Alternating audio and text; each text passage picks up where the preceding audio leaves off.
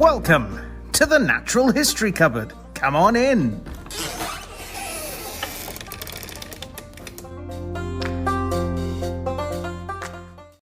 And welcome back to the Natural History Cupboard podcast, the place where the weird and wonderful parts of the natural world come together. I'm your host, Gareth, and with me, as always, is my co-host, Aaron. Aaron, ow, that hurts. What have you been up to? Well, I'm not causing myself damage. I'm quite busy this week. This week's been it's a week of celebration since we last recorded.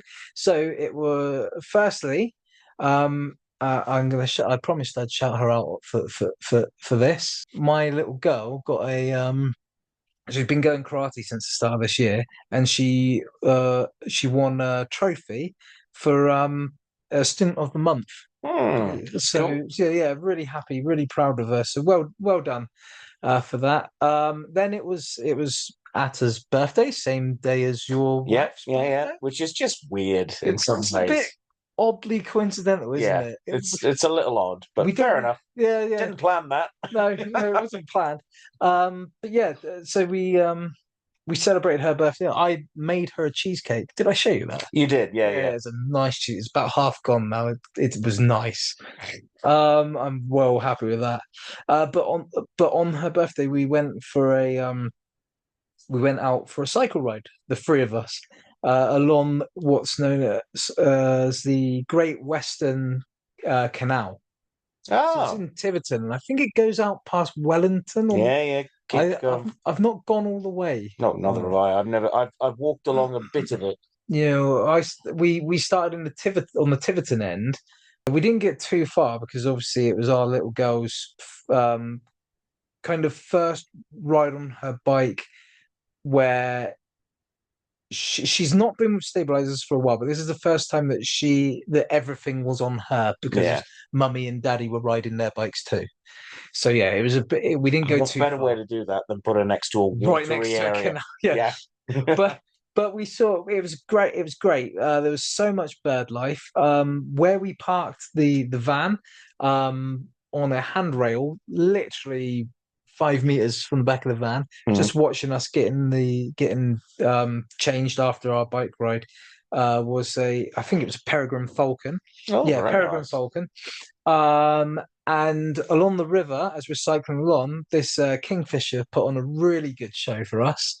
And some roe deer were just grazing in the field next to where we were cycling. So we got to stop and look at these things. Despite me pointing out the kingfisher to her, Atta, my partner, just every time I pointed it, she'd look, but it had disappeared down the other. No, it's down there now, and she'd look, and it'd fly up the other way. So she never got to see it, but I got to see it quite a bit. And then on my way to Barnstable the other night, I saw a barn owl. I'll get you. And crikey, like 20 buzzards. Again, I don't know if I've said this not last week, the week before, but I saw like 20 buzzards down a little bit out of the village where we are now. Again, same place, like 20 buzzards. Like a big group of them. So yeah, it's been apart from the deer, it's been a very extant dinosaur related week. And then of course today is Pancake Day, and tonight, after 6 years of not being on the screen, that's not a lie. Sorry, that is a lie. He appeared in Spider-Man No Way Home, but after 6 years since his last series ended, Daredevil starts again. The Devil of Hell's Kitchen. I cannot wait to watch that. I'm so excited. So excited. So what have you done this week? Yeah, not very much. I'm in the situation where you were last week. I've been feeling like death. So I've actually I did do one thing. It was last weekend. I did finally go, you know what? It's sunny. It's not raining. I think the ground might be solid enough in my garden to withstand being stood on by a human being. And I actually ventured into the back garden and started sort of unwinterizing things, and started to take stock of what was left of my greenhouse from the storm. I've basically not touched it since it got, Understandably, because it's 'cause been awful weather.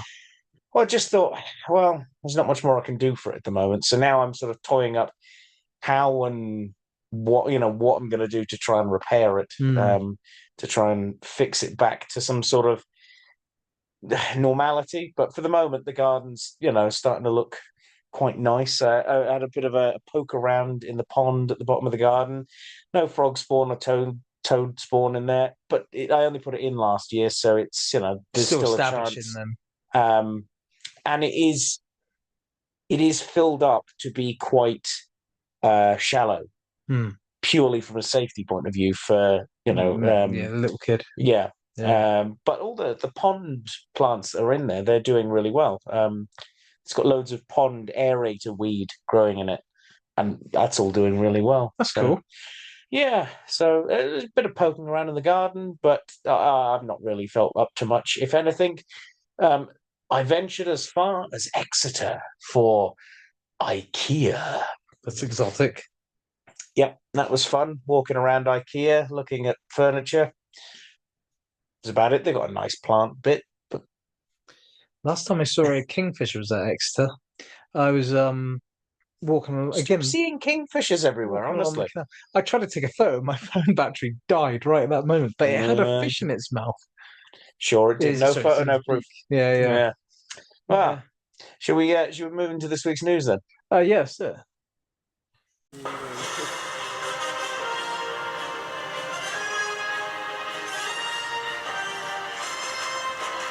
It's the news! Right, well, we're into this week's news. I'm going to start things off with an animal on the run. In fact, all of my articles this week have come from the BBC. They had a nice little glut of stories that work quite nicely. So this is search for raccoon dog on the loose for weeks. Now, it doesn't say, and I've not been able to find exactly where this supposed raccoon dog has come from, but it is currently roaming around somewhere in North Wales, near Llyn Teneg in Gwynedd. On the 29th of January, Natural Resources Wales said that the animal was last spotted in that area. They've also said that they shouldn't, that the public should not approach the animal under any circumstances. They're not particularly renowned for being dangerous animals. If anything, if you're lucky enough to spot the thing, be incredibly lucky because they disappear into the undergrowth. So wherever this thing is at the moment, they are trying to find it to recapture it because they're not meant to be roaming around the UK. They're not a native species. They are covered by the Non-Native Species Act, which is the one that means that it's illegal to breed or sell them in the UK. So, this is one that's evidently escaped from some population, or may have been one that escaped a long time ago and is part of a smaller population. But either way, they're on the lookout for a raccoon dog. Fair enough.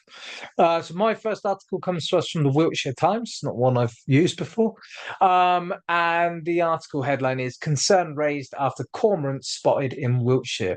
For any keen bird spotter, Wiltshire is a cracking region, but in recent weeks, unusual guests have been frequent in the county, and the latest is garnering a lot of attention, not necessarily positive. As wild populations of our native fish species continue to plummet, predatory cormorants appear to be scouting further inland, dining on freshwater fish, a behaviour that is both adding pressure to our native freshwater species and upsetting fisheries.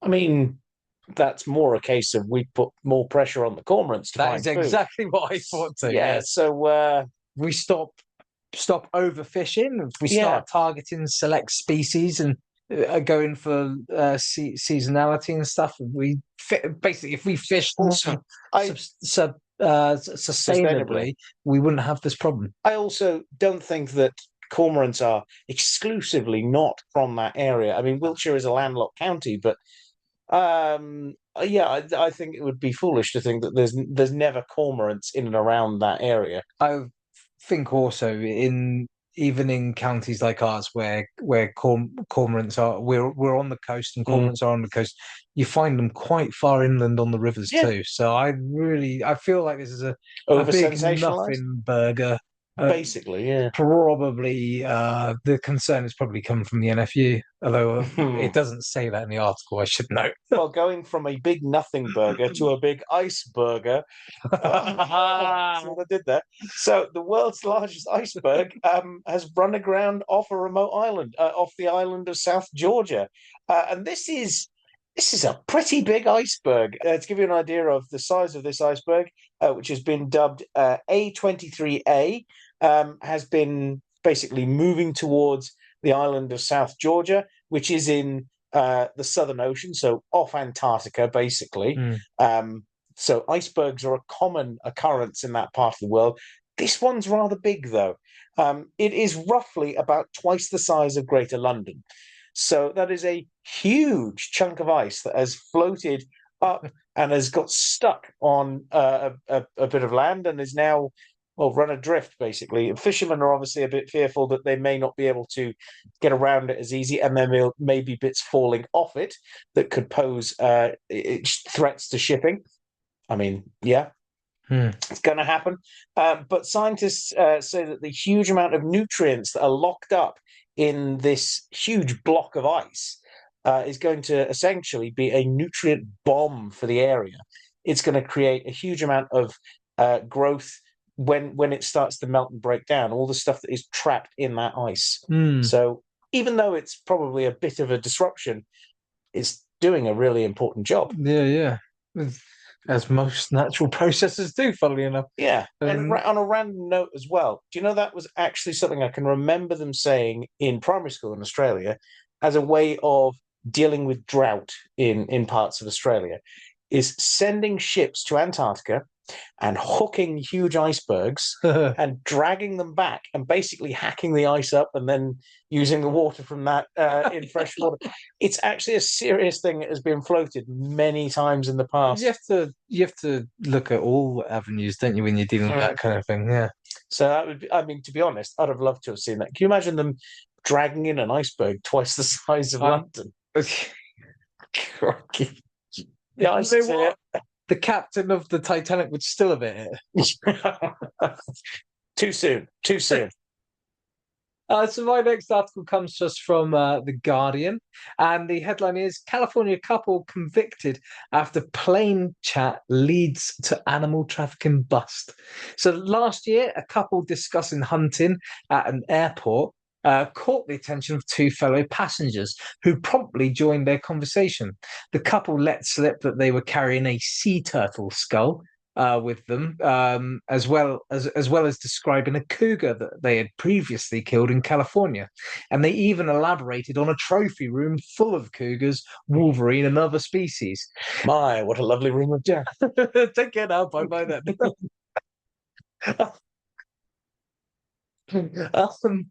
Sure, as I say all this, you're thinking, oh, it's illegal to hunt cougar in California, and sea turtles are protected from both ownership and trafficking by CITES. And you'd be right.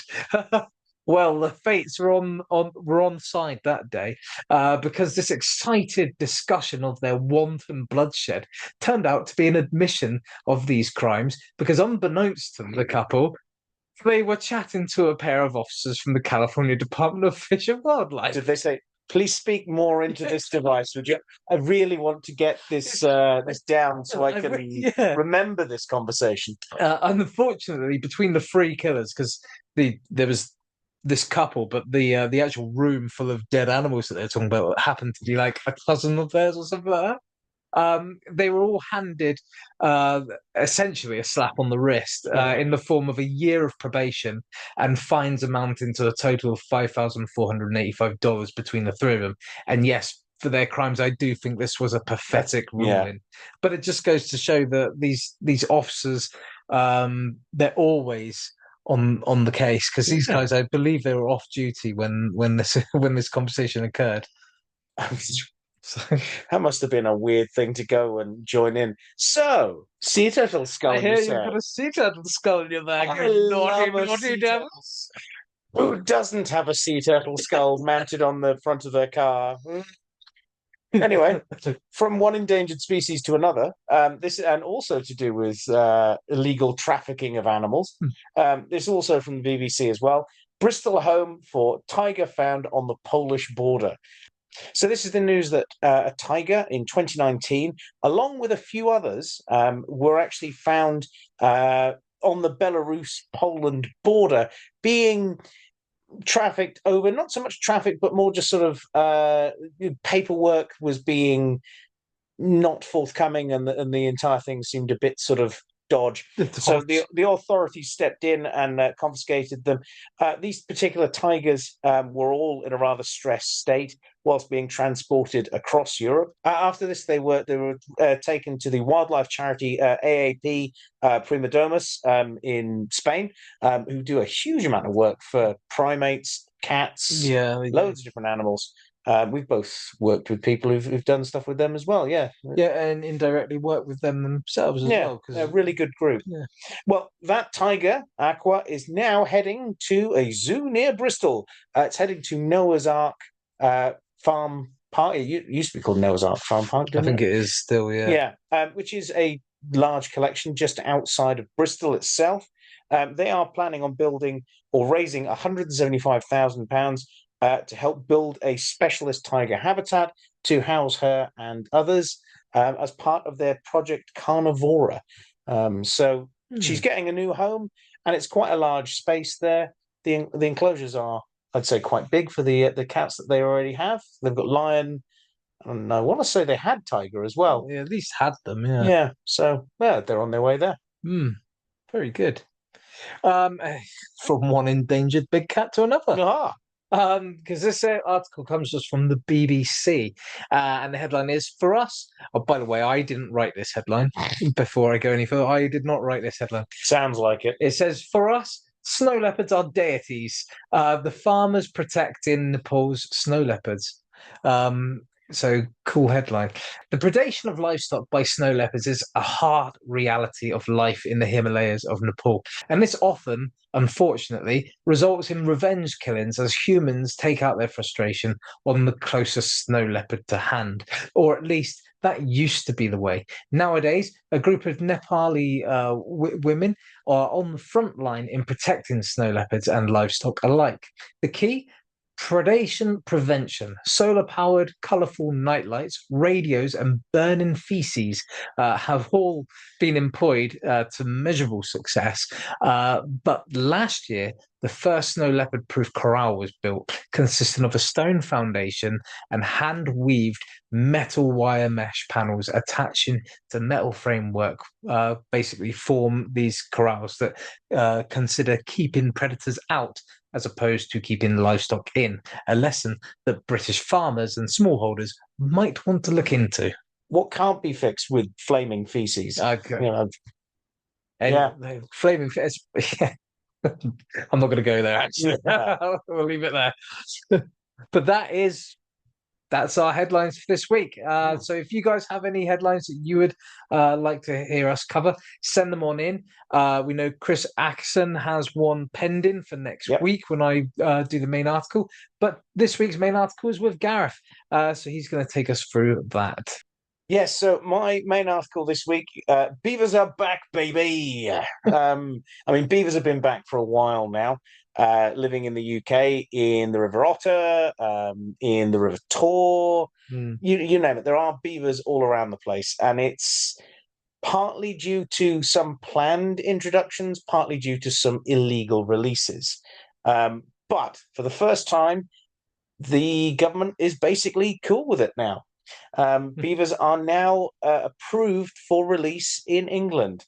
So this is a major shift in policy to make sure that beavers are back out there, essentially, and conservation groups can really go ahead with plans now to move along to try and re-establish beavers far more back into the British countryside. So the decision has followed years of trials that see beavers make their officially approved return to UK's waterways. Hunted to extinction 400 years ago, beavers in the last 2 decades have basically made a huge comeback. There are over 500 individuals in England alone. Wow. Which is a decent amount of beavers. And I've not seen a single one of them. No.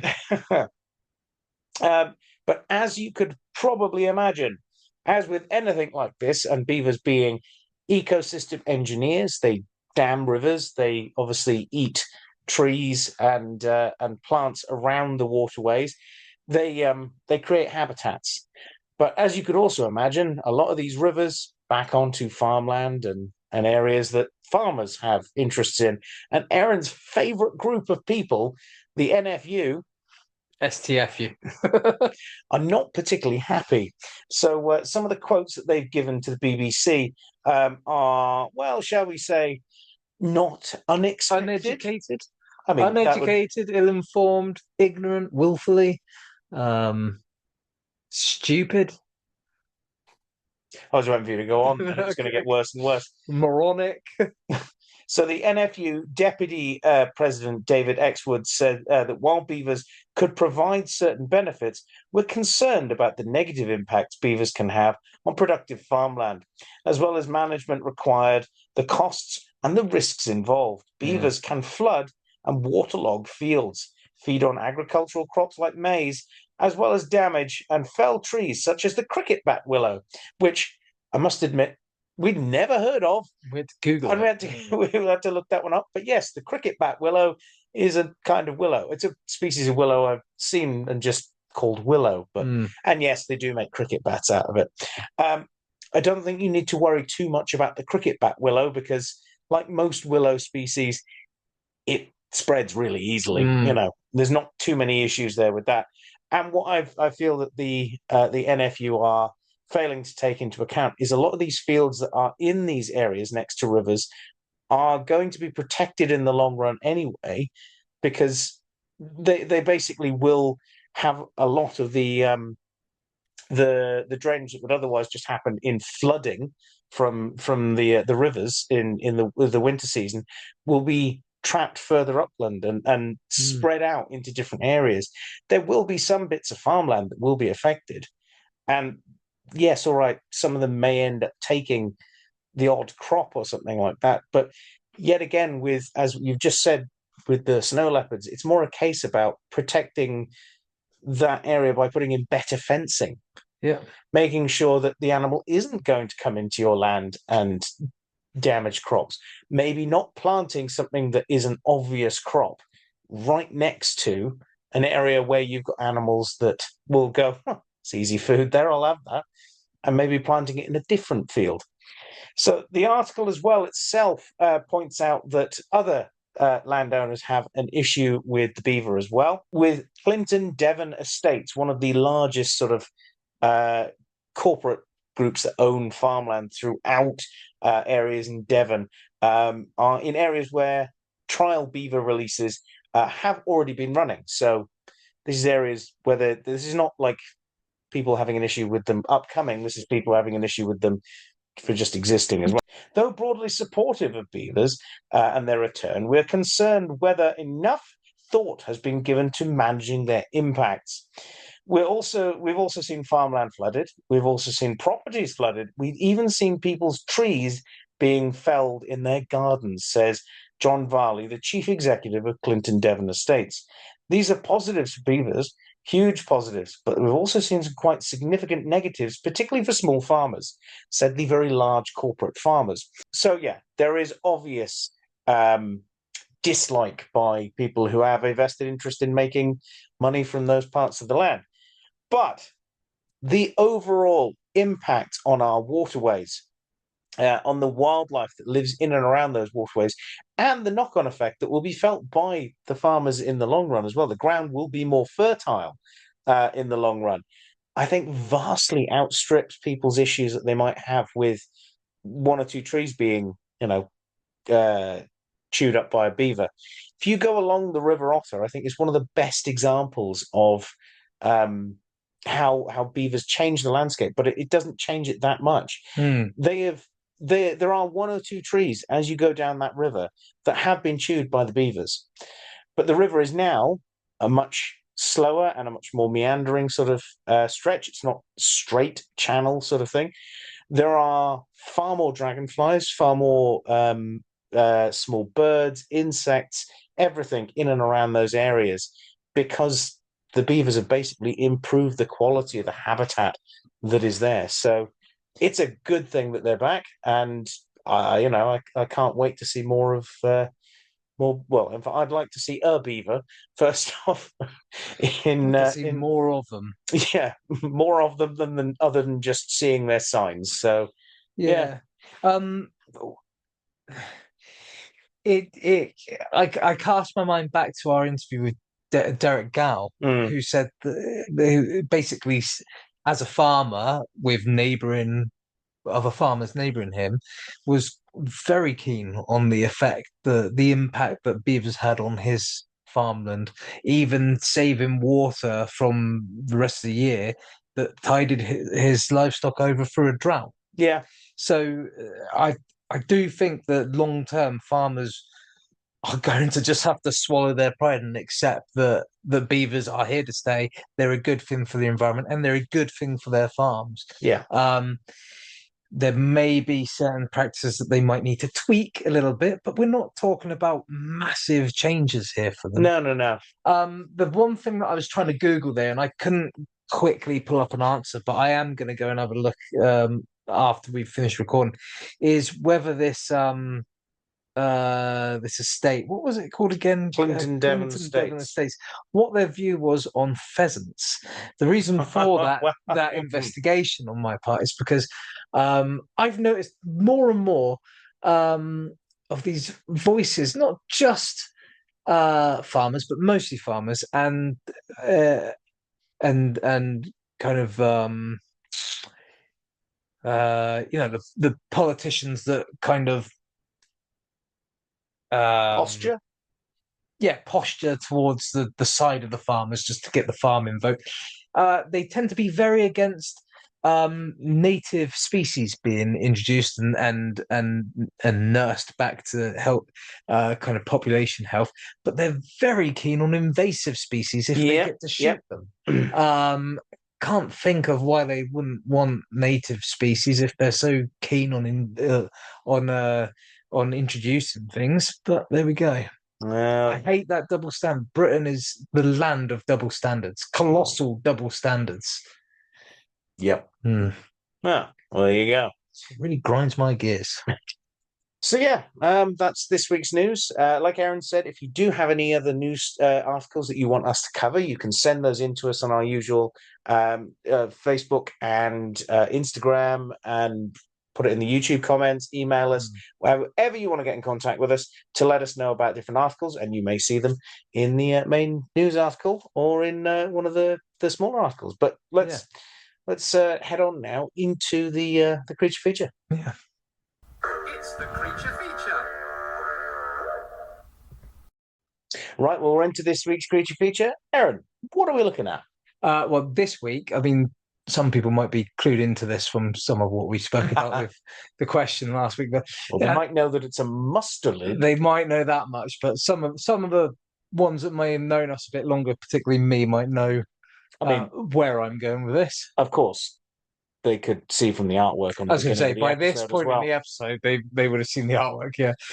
So this week, our creature feature is listed as of least concern by the IUCN. The reasons for this are threefold, essentially. It enjoys a pretty large range distribution. To the best of our knowledge, its population, for the moment at least, is stable. It was decreasing, but it seems to be stable now. And also, whilst it does suffer from various powerful obstacles to its conservation, they don't seem to affect this species quite as much as they do some of its neighbours. So we can sit back a little, forget the doom and gloom for a moment. Unlike last week, where it's pretty much on the edge for some of them. Quite a bit of doom and gloom. Yeah. But with these guys, we can just enjoy the yellow-throated marten. So one of my favourite mustelid species, I must say. If you're lucky, you may have seen these handsome weasel-like animals in your local zoological collections. If you're even luckier than that, your local zoological collection in which you saw them will be a respectable, functional zoo. And if you're even luckier than that, Well, you saw them in the wild. I have been to several wild spots where yellow-throated martins are present, but I've never caught a glimpse of them, not with my own eyes and not on camera traps that I helped set up. Yeah. So that's a bit gutting, but better luck next time. I did see plenty of their prey selection though, so that was kind of cool.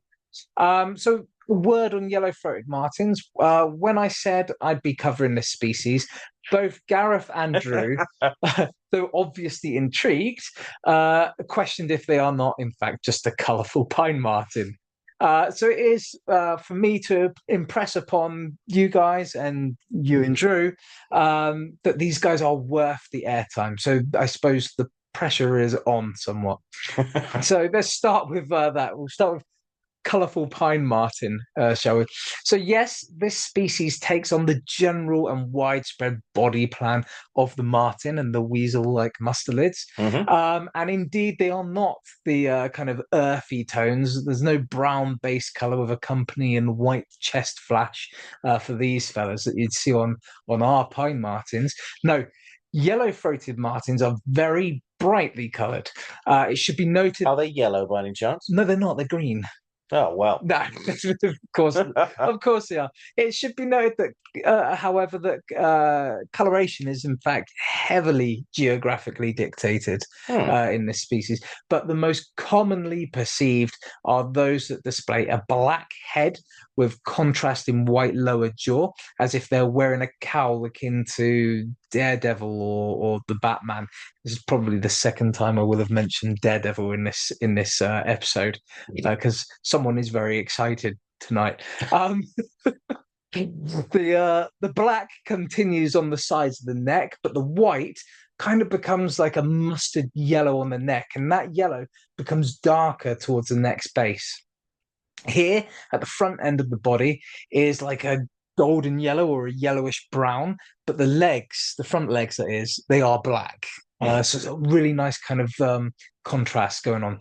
Now the body gets darker yellow as you travel towards the back end, becoming actually dark brown around the rump, and eventually black down the back legs and along the tail.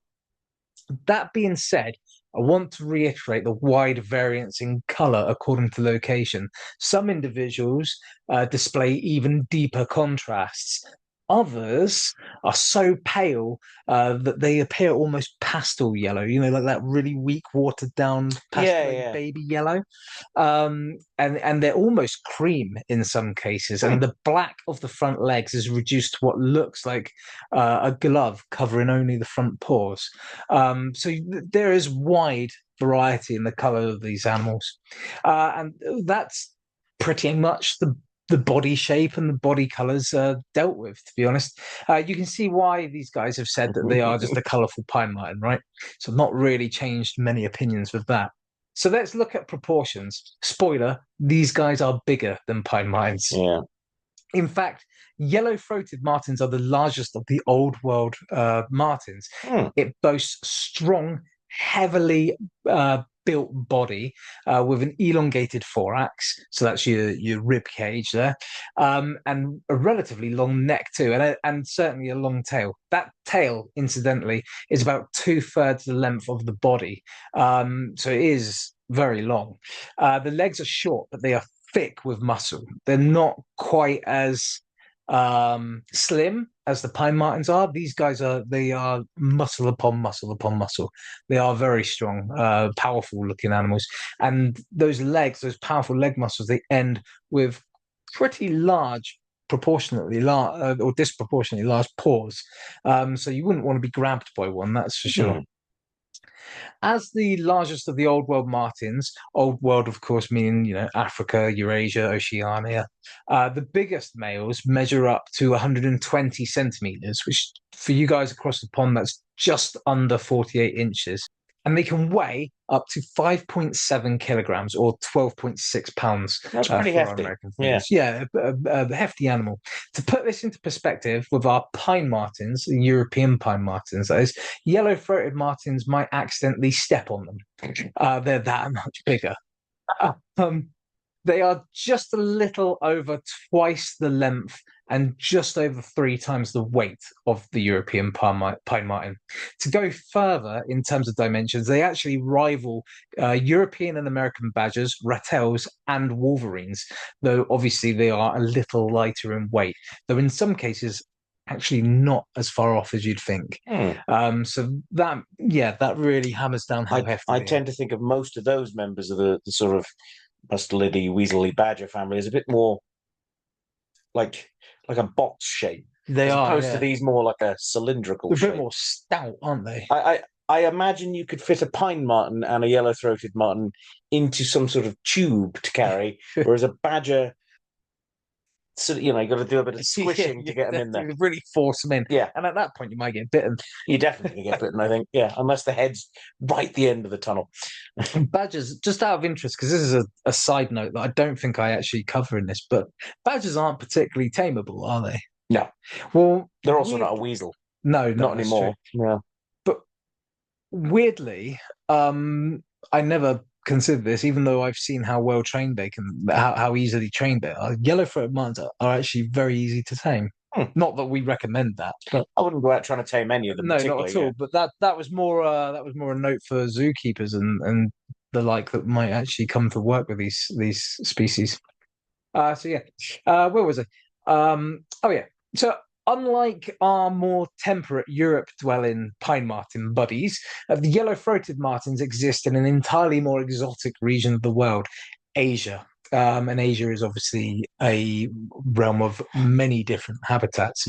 So here in Asia, they are found in an expansive range, including Afghanistan, Bangladesh, Bhutan, Cambodia, China, or at least in the southern reaches of China, India, in the Arunachal Pradesh, Assam, the Himalayas, Manipur, and West Bengal, Indonesia, or at least on Borneo, Java, and Sumatra, Korea, Laos, Malaysia, Myanmar, Nepal in the Kanchenjunga Conservation Area, Pakistan at the Musk Deer National Park, Russia, Thailand, Taiwan, and finally Vietnam. And here, across the breadth of Asia, it can be found within Indo-Malayan and Palearctic realms, encompassing a plethora of habitats and biomes, like I said, because that is an incredibly wide range. So whilst it would be fair to say that this species prefers forested habitats, it's the sheer variety of the term forested habitat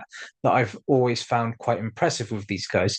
They can be found in alpine meadows, boreal or taiga forest, elevations above the tree line on like mountainsides, lowland swamps, montane grasslands, shrublands, temperate broadleaf forest, temperate coniferous forest, temperate mixed forest, tropical dry forest, tropical moist forest. This is essentially everything found in Asia. Every kind of forest. It is literally every kind of forest, everything found in Asia, from tundra to rainforest, mountainous to riparian.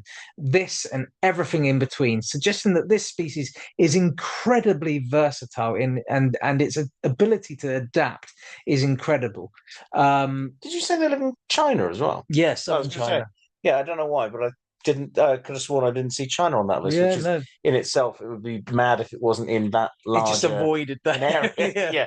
No, they are found in southern China. Yeah. So yeah, this ability to adapt is just it's hard to fathom, especially when you consider that the yellow-throated marten is actually considered the original and most ancient marten, heralded from the Pliocene and given rise to all others. Several of its contemporary relatives aren't doing nearly as well as the yellow-throated marten seems to be able to do. As the Terminator would say, I think in Terminator Genesis, or however it's supposed to be pronounced in that film, old, not obsolete. Or should I say old, not obsolete? Weird. I was watching one of the Terminators the other day. Not that one, though. Terminator 2 is my favourite. That's a fantastic film. The best sequel ever made. Oh, actually, it's got to be that or Empire or Return. It was of a time where the best films were always the sequel. Aliens, better than Alien. And that was a Jim Terminator 2, better than Terminator 1. Return Empire Strikes Back. Yeah. Yeah. Ghostbusters 2, kind of better than the first one. Oh, I don't know. They're hard. The Ghostbusters films are hard. If we're getting off Both topic, good anyway. But both very good. I love that bit where the Titanic turns up and the police officer goes, better late than never. yeah, exactly. The boys peering out the window. Yeah. Across this range, back onto yellow-throated martins, by the way, this species demonstrates three behavioural habits that substantially differentiate it once again from our pine marten friends. First and foremost, they're diurnal, actively hunting and patrolling through daylight hours, often covering distances of up to 20 kilometers in a day. Secondly, they are mostly terrestrial by nature, whereas pine martens are obviously arboreal. Yeah. That is not to say that they can't climb. In fact, they are true scansorial animals that are pretty awesome at it.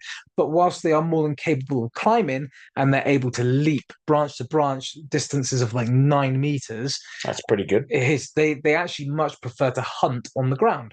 And this activity does actually appear to change during the snowier seasons of the colder parts of their range, during which time the martens exist almost solely in the treetops at that point. Thirdly, and perhaps most interestingly, especially for me, I always have a bias for this kind of thing, they're social. They don't tend to aggressively hold down strict territories like pine martens do. Instead, they hold extensive home ranges and are known to hunt in pairs, known as richnesses. That's the plural noun. Yeah, plural noun. That's the right term. Unfortunately, this is where a knowledge gap in breeding behaviors and social dynamics for this species lets us down. We can't with confidence state that these parents are reproductive mates, nor can we state that these parents are lifelong or even begin to infer the length of such relationships, reproductive, cooperative, or otherwise. We do, however, know that the nature of their sociability is in stark contrast to other martens, potentially because other martens are very much solitary. Yeah. Potentially, this is due to the tropical climate of much of their range and the seasonal changes in dietary habits and resource distribution. But it seems almost too convenient to be a coincidence that when one shows up to hunt, it is regularly observed partnered up. Now, on the subject of socializing, they appear to have two breeding seasons. Now, again, I must kind of stress that our knowledge gap in their social structure and their social lives lets us down a bit, but this is what we do know of it. They appear to have two breeding seasons, as I say. The first starts in mid-February and lasts through to the end of March. The second starts in late June and ends in early August. During these two periods, males will vocalize, scent mark, and display for the females. They'll also aggressively see off potential rivals to secure breeding rights for females. After a gestation of up to 290 days, the female will give birth to a litter of 2 to 3 kits. They can have more, but that tends to be the average. In a den made in a burrow, or tree hollow, or a crack in a rock formation is where these kits will be born and where they'll be basically housed and nursed. And they'll be born blind and deaf to begin with. But with an attentive mother to care for them, they will soon be independent, becoming mature themselves somewhere between 1 year and 2 years of age. So quite early.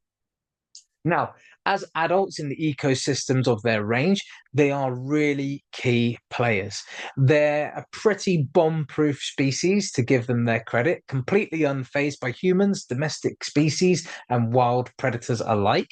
It's thought that a combination of their bright coloration, their sheer size, and the fact they absolutely stink is the reason why predators and domestic species will not kind of predate on them. And in terms of predation, only the largest predatory species will try their luck. Animals like tigers and bears sharing the marten's range have been known to have had yellow marten remains turn up in their dung, but it really is just the largest of these predators that will bother. Which says something for the tenacity of the yellow-throated marten. But they are an influencer of their surroundings, that's for sure. Not only keeping other carnivores at bay in the areas where they exist, but acting as an apex predator in their own right, consuming any animal prey from insects and small rodents right the way up to the fawns of wapiti elk. And they do take anything. They've been observed bringing down roe deer and rhesus macaques and stealing away the young of wild boar and giant pandas. These guys are lethal and incredibly intelligent animals. They often regulate the populations of small birds and mammals, much like the wolves of Yellowstone, keeping the ungulates on the move. The yellow-throated marten ensures appropriate prey species distribution and behavior, and their favorite prey of all is musk deer, which again, considering the size of the yellow-throated It's marten, impressive. that's a pretty impressive thing to choose as your favorite prey. In addition to this, they're an omnivorous species. They support their carnivorous activities with a healthy wealth of fruits, berries, and nectar. And in this way, they further contribute to their ecosystem as essentially seed dispersal units, pooping out seeds in warm, fertile stools, which greatly bolsters plant diversity and areas where, or rather in areas where these animals are thriving. And finally, they are part of the natural cleanup crew. They're not above scavenging, and the scavenging of dead carcasses of everything from leftover tiger kills to human corpses will be cleaned up by these guys if they're in the area. Scavenging, you know. Exactly. And on that happy note, we'll leave our creature feature there. A little something now of an animal that for over 40 years after its first description was still considered a cryptozoological beast. A little bit like a carpies in that, right? They were discovered, they were described. Was that an animal that was so unknown for 40 years, considering its range is literally the entirety of Asia? And it's not exactly an unbelievable animal. Like Okapi would have been described as a half zebra, half giraffe thing, but this is something that margin. we find it's something. It's very similar to what we find everywhere else. It's an interesting, but yeah, for 40 years after they were discovered, people would not. They refused to believe it. I believe it was someone collecting a skin. I think it was a pelt that finally convinced people of it. I mean, yeah. Well, I'll do it. As I think Goblin King the says. bigger mystery would be the fact that they went undiscovered in that sense. Yeah, with so many, like I say, the wide population, wide distribution range, relatively stable population.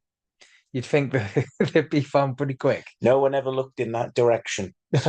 Oh well. Well, yeah. You know what? I'm convinced they are not just a reskinned Marten. I'll give them that. It's not just the shiny or the DLC. You know, it is something that's quite clearly different. If anything, it's the sort of larger turbocharged version. Yeah, it's a bit like, I like to think of them as not quite so ferocious, but I like to think of them as the yellow-throated marten to the pine marten is akin to the ratel to the European badger. It's wilder cousin. Yeah. It's slightly more edgy cousin. It's what we need, edgelord animals. Yeah. Oh dear. Should we move into our emails for this week? Let's do it. Bing! You've got mail. Ooh, it's an email. Right, well, we're into this week's emails. We're going to kick things off with the results of last week's face-off. What are you looking so happy about? I'm very happy and very proud. Oh, I see. Right. So the face-off was between the Weissant versus the Bilby. Mm-hmm. And, well, the Weissant was just it's completely flattened the Bilby. It was, so... the Bilby only got one vote, which is kind of sad, actually. Yeah, it deserved more than one vote, but it didn't deserve to win. Yes, the Weissant now progresses through to the next sort of final rounds. So our next out of these matchups is the Demon Duck of Doom, which everyone seems to have gone for based on the name Demon Duck alone, versus the Hawaiian Stilt Owl. So two prehistoric birds going up against each other. So, which one's the one you're going for, Aaron? The artwork on these two species is both very good, equally good. Hard to choose, so I think I'm going to go with the Hawaiian stilt owl on this one. Oh, okay.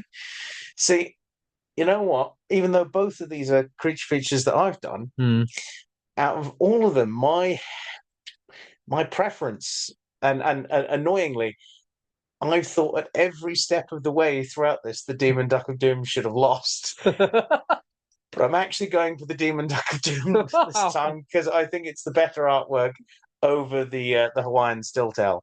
Okay, well, I think you could, to be honest with these two, you can make a case for either. I don't. Yeah, it is what it is. Like they're both good. So yes, that's this week's question, which is up on our Facebook page, and also you can answer it on our YouTube page as well. To see which one of them goes through. So we're getting our final contenders for it would be the semi-finals. So yeah, you can get involved in that and have your say as to which one goes through towards the end there, and I think that will make that quite interesting as well. So that nicely leads us into other ways that you can get in contact with us, which is either our email address, which is the nathistorykupboard@gmail.com, or through our various social media channels. And in fact, we've got Instagram and YouTube. Yeah. We've got some comments that have come in on those, but let's start off with what you've got, Aaron. Should we start off with YouTube first? Yeah. The first one comes to us is actually on an episode from, well, it'll be 2 weeks ago this week, but this is a new comment from Ashley Wheeler 1559. Who says this is on the episode A Reptilian Rainbow, which is of course about the which I must admit I've actually ended up copying the wrong name for that, because that's also the name for our Panther Chameleon episode. It is, and I realized it as I put the episode out. Well, this to specify, this is about our blue-collared lizard. Yes. And Ashley Wheeler 1559 says this episode cracked me up, one of my favorites. I was laughing out loud at your take on puffin tossing. I remember that fondly now. Nobody tosses a puffin. Apart from the Icelandics. Yes, apart from the Icelandics, to make sure they get on their way properly. And it kept getting more amusing. Well, we're really glad to have made you laugh. If we can make one person laugh, then that makes the right world reasons brighter as well. way. Yeah. So the next ones are actually relevant to last week's episode. Sorry, the one that's just come out. So the one on orangutans, which was a red ape of the rainforest. Our first comment comes to us from Rosalie 9961, who says, with this week's matchup, I've actually switched my vote up in my head from my original one to my current vote. I think they mean. I was originally going to side with Aaron. The Wyson is wonderful and surely deserves the vote, but with it being brought up that is a contest of the art. Sorry, my reading has gone out the window. But with it being brought up that this is a contest of the art, I'm going to have to go with the greater bilby now. They are both mostly blobs of the respective colour. However, the bilby works it better. Plus, I will admit the bilby is super cute, which Drew did do a good job of showing that. So short of the long greater bilby is my vote. Also, relating to the episode topic of the orangutan, I always think that of this one fact that mildly relates to them. I might have some of the facts wrong, but if I remember correctly, way long ago at the Bronx Zoo, the orangutan enclosure was nearby the enclosure they had for pygmy people. Oh, that was the human zoo. There's been multiple human zoo enclosures. The Bronx Zoo was a famous one. Was it? That was one that I remember looking into for one of my courses. They finish off with I'm glad we've changed as a society. Yeah, we are too. But yeah, really interesting, controversial topic that is. The human zoo. That's not something that we've ever even touched on. It's very dark period of zoo history. That is a proper blight on our history. Yeah. So the next comment comes to us from Renin Ton. who says, I'm going to stand by Aaron, the beautiful bovid Roman Europe, that if a mere thought, the whimsical warrior roaming the wilderness of the UK cannot be compared to the Easter marsupial. Team Wyson. Right on, right on. So the next thing in our mailbag, perhaps we should change the name to mailbag as it's not just emails, but this one actually is an email. And it comes to us from Christopher Ackerson, who says, hello, gentlemen. I was curious with your thought. Oh, this is an interesting topic. I was curious what your thoughts are on evolution. I've read many papers on natural history and paleontology which rate distinctive features like antlers, sails, and the like to sexual selection. Largely, I agree this is sensible. However, I wonder if this is at times overused. It seems that sometimes, if researchers are not sure if the purpose of the anatomical purpose, it might be ascribed to sexual selection. What do you rate as other prime drivers of evolution? How can we understand the change in drivers of evolution? That is a really good question. It's quite a deep one to just answer briefly in emails, but I'll give it a pop if I can. Yeah, go for it. So I mean, the obvious driver of anything to do with evolution is to best fit the environment the animal is in. Mm-hmm. So horns, sails, all those things. I do agree. Yes, largely that is down to sexual selection, either through display or through sort of rutting behavior. Yeah. But in some cases, those things can also be a selection pressure to basically defend yourself as well. So horns, I'd say, would be slightly different because they don't fall off, obviously, but they can also be a defensive tool. Think of Cape buffalo, but they're also a sexual selection tool because they show the sheer size of the animal and how impressive it is. But I think the main driver has always got to be the environment it's in. Yeah, evolutionary climactic pressures. And the pressure to survive in those areas. And I mean, reproduction is one of those main drivers. But yeah, I think a lot of the time it can be oversimplified to do that. But I think with a lot of biological things, as much as we like to put things into boxes and taxonomy, which I absolutely love the idea, like this one sits in that box. That one sits in this. It doesn't work. Nature doesn't like straight lines, and nothing directly fits in one box or the other. There's always bits that sort of flow over into the next box, or just a bit, between two boxes. And this is very Ian Malcolm-y. Like, life can't be contained.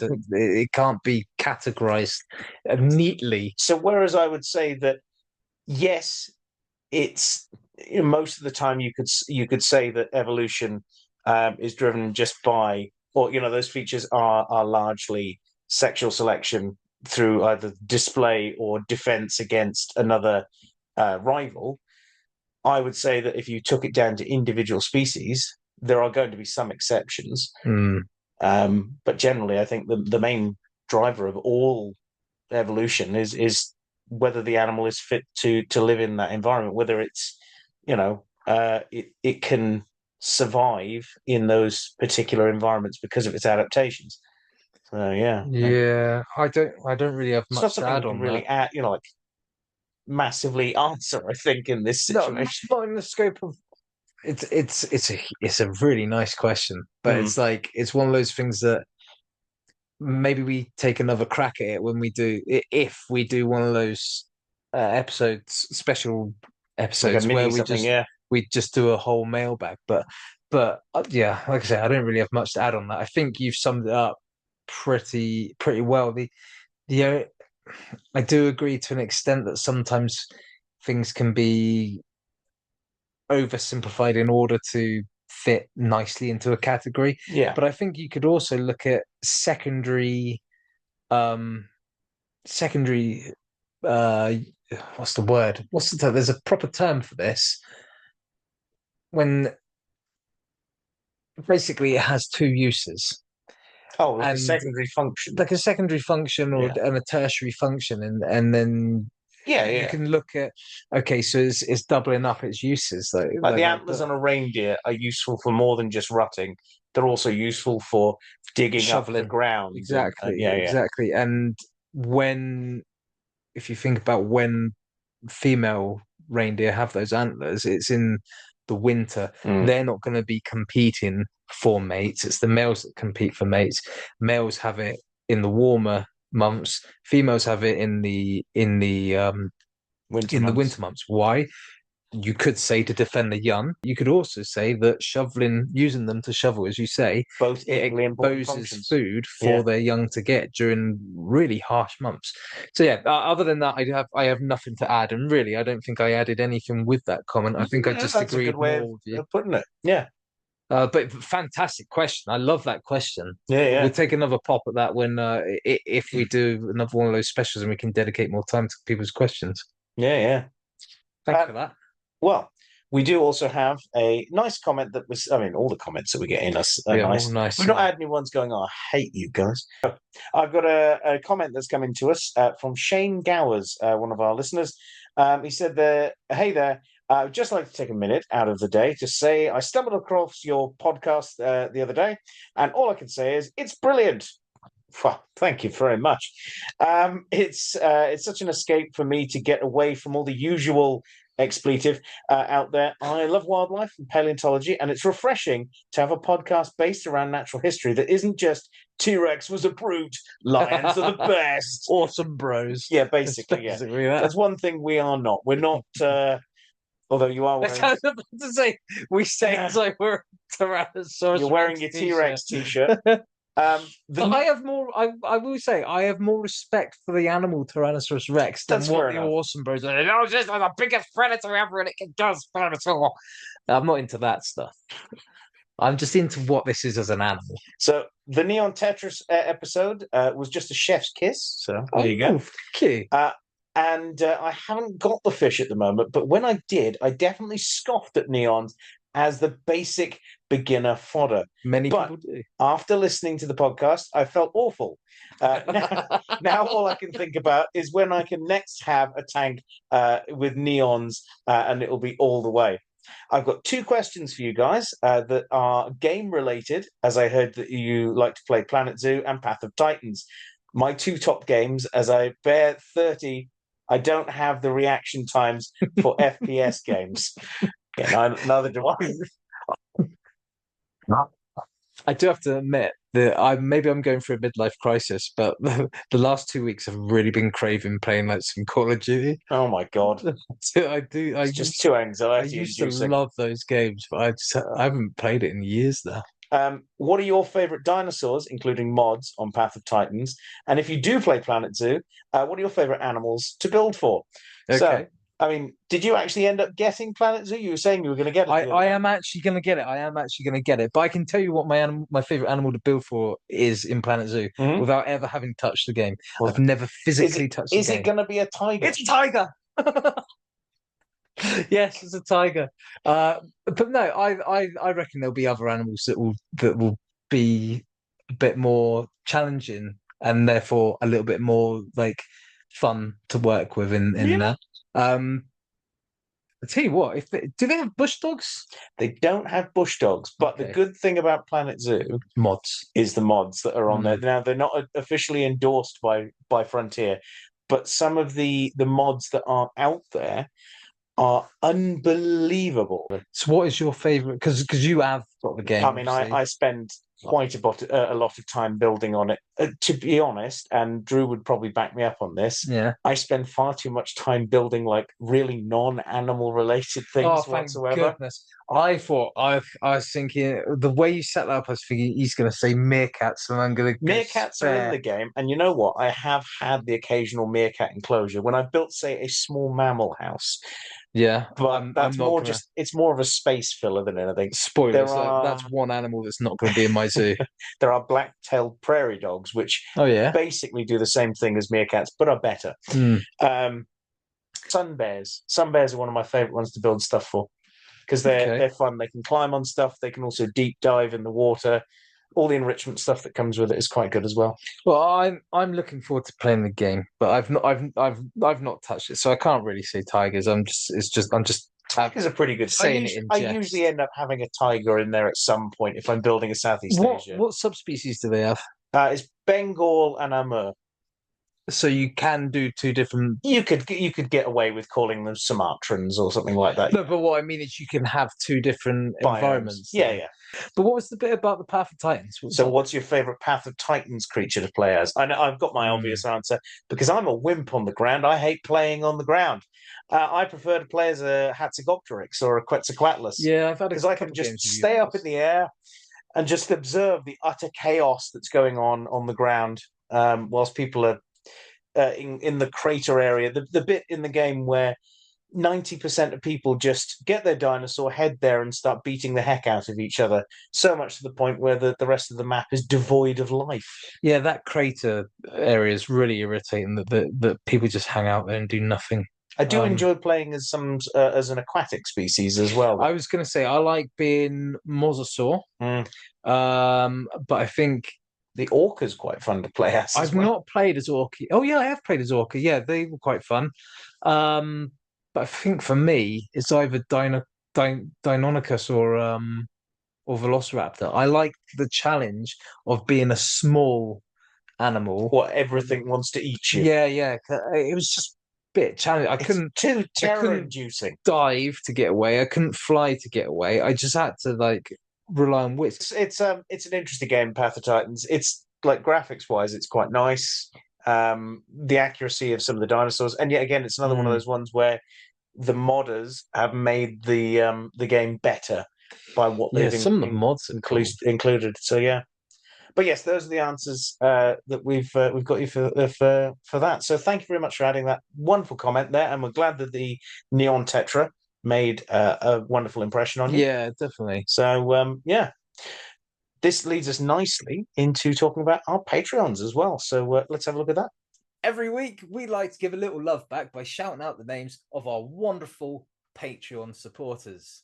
That's right. These are the cupboard dwellers who are kind enough to support us through a monetary contribution, for which we are eternally grateful and grateful beyond words. And those people are, of course, Fogtober, Jen Greenhall, Connie P, Chelsea McKee, Nick to Nick, Owen Cox, and Matt Geddy. Guys, your financial contributions are actively helping us out here in the Natural History Cupboard in a myriad of ways, including developing our new studio, planning excursions and being able to go out and film on location, considering technical upgrades and actually making the jump from a solely audio-based podcast to the now growing YouTube channel. And we really can't thank you enough for that. Now, we appreciate all of our cupboard dwellers and the support you offer us through listening, liking, sharing, and subscribing. But if you feel we've earned it and you're considering joining our Patreon, there are two options through which you can do so. That's the Nature Nerds and the Animal Ambassador tiers, which you can find on the Patreon website or links through our social media as well. And each one having different benefits for you to enjoy.